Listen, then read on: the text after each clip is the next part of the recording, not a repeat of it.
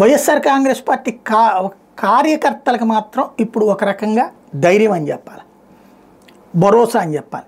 ఎందుకంటే స్వయంగా జగన్మోహన్ రెడ్డి పదే పదే కార్యకర్తల గురించి మాట్లాడడం ఒక ఎత్తు అయితే, ఇప్పుడు తాజాగా తను ప్రెస్ కాన్ఫరెన్స్ ద్వారా కూడా మాట్లాడుకొచ్చినటువంటి మాట, కార్యకర్తలే నాది 2.0లో నా ప్రధాన బాధ్యత కార్యకర్తలనే, కార్యకర్తలకి అనుగుణంగా నడుచుకుంటాను అన్నటువంటి ఈ ముక్క ఆయన ముఖ్యమంత్రిగా ఉన్నప్పుడు చెప్పలా, ప్లస్ ఆచరణలో పెట్టలేదు.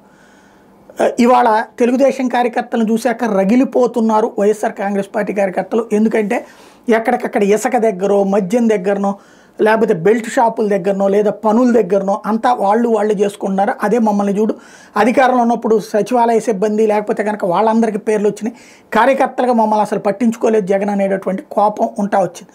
అయితే జగన్ తాజాగా మరొకసారి ప్రెస్ కాన్ఫరెన్స్ సందర్భంగా ఇచ్చినటువంటి భరోసా ఇప్పుడు కేడర్లో ధైర్యాన్ని నింపింది. ఎందుకు అంటే జగన్ ఒక మాట చెబితే అది వదిలేసే రకం కాదు, మాట చెప్తే ఖచ్చితంగా అమలు చేసి తీరతాడు అనేటటువంటి నమ్మకం వీళ్ళందరికీ ఉంది.